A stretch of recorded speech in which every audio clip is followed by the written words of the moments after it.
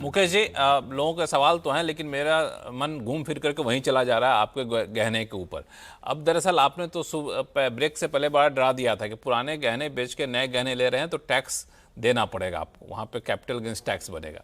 अब आपकी तो आदत है, आप बताते भी हैं तरीका कि बचाने का क्या तरीका है, ये तो बता दिए। टैक्स की देनदारी तो आपने बता दी। दर्शक तो ये भी जानना चाहते हैं टैक्स गुरु से कि बचाने का तरीका भी कौन बताएगा, आप ही बताएंगे? बिल्कुल लक्ष्मण जी, अब तरीका तो है, लेकिन आपको उसके आधार से you have to be tax smart और प्लानिंग करना पड़ेगा, स्ट्रेटेजिक। अब हम दर्शकों को ये बताना चाहते हैं कि बहुत सारी एक्सचेंज और बायबैक की स्कीम्स होती है, क्योंकि जिसको बिजनेस करना है वो तो अपने तरीके से वो स्कीम लेके आएगा। वो ये नहीं सोचेगा कि आपके लिए क्या आपकी टैक्स की आपत्ति हो सकती है। तो मेरा सुझाव ये है, आप ये एक्सचेंज और बायबैक में मत जाइए।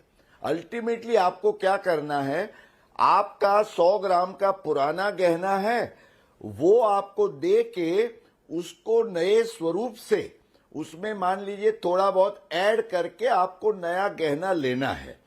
तो इसके लिए अगर आप एक्सचेंज बायबैक में जाते हैं तो you lose your ownership, transfer हो जाती है क्योंकि इट इज टैक्सेबल। पर आप ये करिए कि भाई ये मेरी चीज है, मैं आपको दे रहा हूं, this is only the material, मुझे मेल्ट और रीमेक की स्कीम में जाना है। तो इसमें एक्सचेंज बायबैक के बजाय अगर आप मेल्ट और रीमेक में जाते हैं तो आप क्या करते हैं, आपका ही सोना है, सोनी जो है वो ज्वेलर है, वो उसको मेल्ट करता है, उसमें अपने लेबर चार्जेस लगाता है और वो लेबर चार्जेस ऐड करके आपको वो नया देता है, उसमें मटेरियल भी ऐड करता है तो नया देता है। तो इसमें आपको 1 रुपया भी टैक्स नहीं लगेगा, क्योंकि यू नेवर लूज ओनरशिप, आप ट्रांसफर करते ही नहीं है। आप अपनी ही चीज को रिनोवेट करके उसका डिफरेंस जो है वो कॉन्ट्रैक्चुअल मेल्ट एंड रीमेक के चार्जेस देके आप करते, और इसके आधार से आप टैक्स के चुंगल से बिल्कुल बच सकते हैं लक्ष्मण जी। मतलब आपका कहना है कि आपके पास जो पुरानी ज्वेलरी है उसको बेचिए नहीं, आप ज्वेलर को बोलिए कि भाई इसको मेल्ट कर दो। यस, हमारे मेल्ट करने के बाद भी हमारा ही रहेगा, तो स्वाभाविक सी बात है, मेल्टिंग का चार्ज ले लो हमसे, और फिर उस जो मेल्ट करके जो सोना बचा हुआ है उस सोने से तुम ज्वेलरी बना कर दे दो और उस ज्वेलरी का मेकिंग चार्ज ले लो। तो इससे जो हमारा टैक्स बच गया। अब मुझे 2 सवाल का जवाब दे दीजिए कि मेल्ट करने में कई बार क्या होता है, कहते हैं भाई 25 ग्राम की ज्वेलरी है, मेल्ट किया और निकल गया 15 ग्राम की, 10 ग्राम कुछ मिलावट था, वो तो पता नहीं चल रहा होता है। तो ये भी एक बड़ी संकट है, ध्यान दीजिएगा। हालांकि ब्रांडेड ज्वेलरी में ये समस्या नहीं आती है।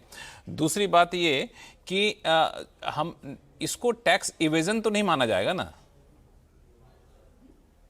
नहीं, बिल्कुल नहीं लक्ष्मण जी, टैक्स इवेजन का सवाल नहीं है, लेकिन कोई भी ट्रांजैक्शन आप किस तरीके से करते हैं उस पर बहुत आधार रखता है। और आप क्या करते हैं, वो जो चीज है, अब देखिए आप एक्सचेंज बायबैक में भी उसकी प्योरिटी तो वो देख के ही लेगा।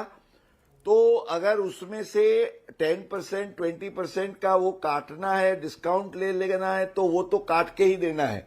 तो आप, हालांकि you have to ensure that you deal with a trustworthy agency. तो आपकी पुरानी चीज जो है वो आप देते हैं, उसका जो भी मेटल है that is used for purposes of this, but there is no transfer, और आप रीमेकिंग के चार्जेस देते हैं जिसका वो बिल वगैरह आपके पास होता है। अगर कोई मटेरियल ऐड होता है तो उसका भी आपके पास सपोर्ट। बिल्कुल, यही मैं कहना चाह रहा था कि बिल वगैरह पूरा संभाल कर रखिएगा, क्योंकि तरीका बहुत ही सॉलिड है जो बताया है मुकेश पटेल साहब ने।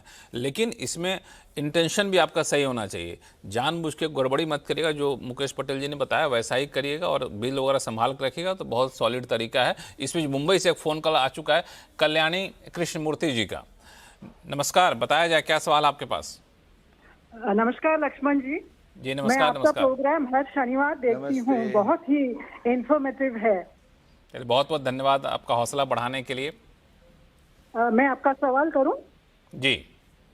मेरी माँ का देहांत 6 महीने पहले चेन्नई में हुई थी। उनकी रीडेवलप फ्लैट चेन्नई में हम दोनों बहनों को मिला है। मेरी बहन चेन्नई में रहती है और मैं मुंबई में रहती हूँ। अब मेरी बहन वहाँ रहना चाहती है, इसलिए मैं अपना शेयर उसको देने वाली हूँ। इसके लिए वो 50% ऑफ द मार्केट वैल्यू मुझे देने वाली है।